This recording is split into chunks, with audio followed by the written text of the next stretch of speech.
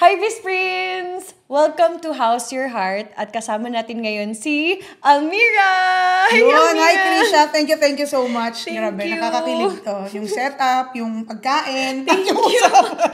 So, Almira, pag-usapan natin ang why love fades. Grabe sa akin mo pa itinapat. Ang gandang topic na ito. Everything about love, magandang pag-usapan. Kasi it's one of the most beautiful thing in this life. Thank you. At saka, syempre, and gusto ko din malaman kung nagmahal ka na ba, na nirealize mo bigla, hindi mo na siya mahal. So, kaya nag-fade. Or tingin mo hindi talaga yun real love. Or true love. At nangyari ba to sa'yo? Na nag-fade na yung love mo sa kanya? Ako, thesis pala ito. Sorry! Hindi, ang ganda kasi nung argument, or ang ganda nung points. Alam nyo kami guys, ng Krisha, behind the scenes, lalo dati, nag-usap kami about love, about hopes, about whatever, di ba? Team Bigo kasi kami. Team Bigo, tsaka Team Hopeful, pagdas ng Team Bigo. Doon sa tanong na nagmahal ba ako, tapos na-realize ko na lang bigla na hindi ko na pala siya mahal. Feeling ko hindi yun nangyari. Ever. Kasi ako personally, pag nagmahal ako, mahal kita all the way. Walang nangyayari yung paggising mo, ay, anak ng baka, hindi ko na pala tumahal. Pero posible, yung nangyayari na isang araw, pinili mo na wag mo na lang siyang mahalin. Because of different circumstances. Pero ako by objective, hindi ako naniniwala na may pagmamahal na nawawala. So, hindi nag-fade. Hindi parang nag-fade. nag-decide ka lang tapusin yung relasyon. Ako, para sa akin, I don't know sa iba. Pag nagmahal ka, oo at hindi lang yun. At kung dumating sa point, kung ba romantic love yung pinag-uusapan, for me, nawala yun.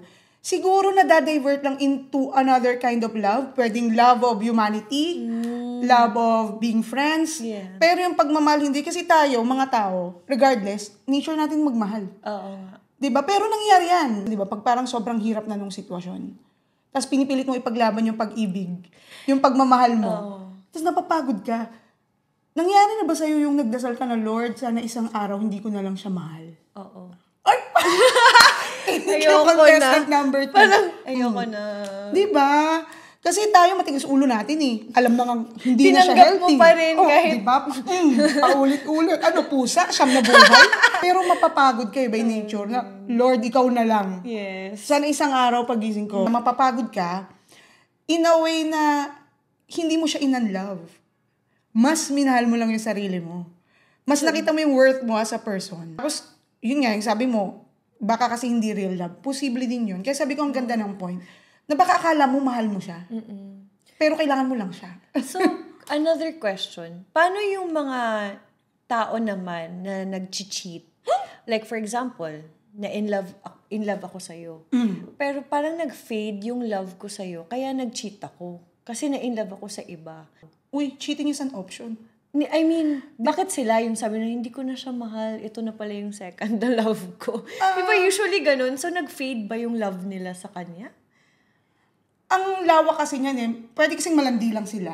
Alam mo yun? I mean, hindi ko nila lahat Hindi ko nila lahat. Yung ibang nag-cheat, may other girl sila, pero umuwi sila sa original. Yeah. Di ba nahuhuli lang naman sila ng original girlfriend, original boyfriend na may kausap. Baka kasi may iba lang silang sayang napupulot doon sa iba. Kasi for me yung sa scenario na sinabi mo, kung ang sasabihin mo nag-fade yung love, kaya nagkagusto ng iba, iiwan ka na nun. On the dot. Hindi ako perfect sa ano. Pero hindi to nangyari sa'yo. May na-witness for me, ka lang. Ginagawa sa akin, oo. Pero yung ako yung gumawa, parang sabi ko nga Parang nangyari din sa akin. Diba? Pero yung tayo yung gagawa, parang hindi. Alam mo, sabi ko nga, siguro yun yung mapagmamalaki ko sa akin. I can be many things, pero hindi ako nag-cheat. Kasi, hindi ko kaya magmahal ng dalawa. Pag mahal kita, period. Yeah. Pero yung fading, going back sa topic, nangyayari yun pagod. Pagod talaga, draining. Tapos alam mo kung ano yung sad part? Yung drain ka na sa relationship nyo, pero kailangan mo magstay kasi hindi ka makakawala. Dahil hindi mo mabitawan yung pinagsamahan. Diba? Iba kasi yung commitment sa in love ka. Mas masarap yung nasa commitment ka na in love ka kaysa yung pinili mo yung commitment. Kasi nakakommit na kayo. Pero yung love, oh my God, namimiss mo yung butterflies na sinasabi nila. So, tapos hindi na mabalik. Nangyari sa'yo? Nangyari ba sa'yo? Ba't uminig? Ba't parang Yung Pala, hindi mo alam mag-share ko ba? Hindi mo na naman nakakalot. Tayo si Cara. Ikaw. So, meaning, for you, love doesn't fade. Hindi ako naniniwala. Nababago. Not unless nga, kung hindi real yung pagmamahal na binigay mo. Kasi, iba talaga yung feeling Di ba? Pero, alam mo, nung bata ako, na-try ko yun. Ang alin? Yung, ayoko na sa kanya. Baka hindi mo siya love to begin with? Hindi ka in love? Kasi kami, tapos nag-LDR. Tapos nung umuwi ako ulit sa galing States, bumalik ako. Sabi ko, ba't wala na ako ma-feel? Wala na. Diyan pumapasok yung sinasabi nilang love language. Na baka dahil malayo kayo, tapos nawala yung, baka kasi ikaw, mas effective sa'yo yung magkasama. Oo. Kumbaga parang halaman, di na nadiligan. Hindi pwede kasi yun Kasi parang, ka-YM ko. Ang luma! Anong mo? Krisha Bose _08. Ganun. YM! Ka-YM ko siya. So sabi ko, ano ba to? Ayoko na mag-YM. Talaga? Oo. Pwede, ewan ko, kasi ako, I can only speak for myself. Hindi ko, depende Ako, pag mahal ko, mahal kita. Ang complex kasi ng pagmamahal, Sa bagay. Pag yung nawawala dahil nasasagad. Oo. Yung sagad na hindi mo nalilingunin. Tapos hindi mo nalilingun. Pero for me, hindi nawala yung love per se. Pero yung romantic love yung nawala. Pero yung that person na sa human, yung pagmamahal ko sa kanya hindi. Kasi magkasakit siya isang araw, tatakbuhan ko pa rin siya. Kasi may pinagsamahan kami. So I think it's still love. Hindi lang siya romantic. Well, sa bagay, nagkita kami ulit. Love ko pa rin siya, pero hindi na yung as a boyfriend. Parang diba? as a friend na lang. So, hindi na nga nawala yung love. Iba lang talaga. So, anong ma-advise mo sa mga nagsasabi na, mabilis kasi ngayon mga bata na nag-fade yung love. Diba? Parang ayoko na sa kanya. Next, anong advice mo sa mga ngayon? Gen Z. For me, a very good friend of mine told us, magmahal ka pag 25 ka na. Sabi niya. Kasi, yung mga age na yun yung mga seryoso. Yung mga early parts kasi maglalaro-laro ka pa Okay. Pero alam mo, in general, yung advice din sa mga mabilis magmahal, alam mo, lalo with all na nangyari, the COVID and stuff, grabe, life is too short. Sasayangin mo ba yung buhay mo sa maling pagmamahal? O, mahal ko to. Tapos hindi mo na pala mahal. Pero kung sakaling dumating ka sa point na, i-enjoy mo yung journey na, okay, lesson to. Next time, hindi. Yes, totoo yung karma, pero mostly ako, naniniwala ako na, kung ano kasi yung ginawa mo, siyang aanihin mo Diba? So, pag nag-invest ka ng love, huwag mong gawing laro ang pag-ibig. Kasi feeling yun It's no. I don't, iba kasi talaga yung generation, Para tayong old soul, nabuhay tayo sa mga love letters, yung hopeless romantic. Kung pwede lang ibalik yung dati, mas gusto ko yung dati. Sa totoo lang. Kahit sa dating. Dating panahon o yung dating? Dating panahon. Akala ko dating. Ay, hindi dating tao. I mean yung... Ay, wala akong sinabing tao. Ay, ano ba? Hindi kasi before, di ba, may ligaw talaga. Yung mag-akit ng ligaw, magpadala ng ligaw. Di ba, may love letter. Or baka old school lang talaga akong tao. Millennial. Yung sabi mo, ligawan. Dati hindi ako naniniwala sa courtship. Two things kasi yan companionship or courtship. Doon ako lagi sa companionship. Never ako dumaan sa courtship na ligawan mo, ganyan. Ako sabi ko, sa companionship tayo, yung pag na-feel mong may spark tayo, oh my God, gusto kita, eto yung mangyari sa atin. Pero alam mo, na-realize ko, ang kahalaga ng courtship, kilalanin mo, maigi, bago mo papasokin sa buhay mo. Kasi madaling magpapasok, mahirap magpalabas. Oo, hindi naman sinasabi ng court na chocolates. Hindi. Kumbaga, may getting quality, meron kayong pinapag-usapan, may ano ba to, effort na gusto kanya makilala. Oo, dun pa lang. Kasi iba kasi, uy, tara, inom lang tayo. Tayo na. Parang nagkatitigan ng ganyan sa inuman. Ang sarap mo sa puso. Tayo na. Di ba tapos nung nagkakilala mo, Dragonesa pala paggabi. Di ba? Ang hirap. Tapos ang hirap mong kumawala kasi napakilala mo sa family mo. Na-in-love ka na rin. Tsaka,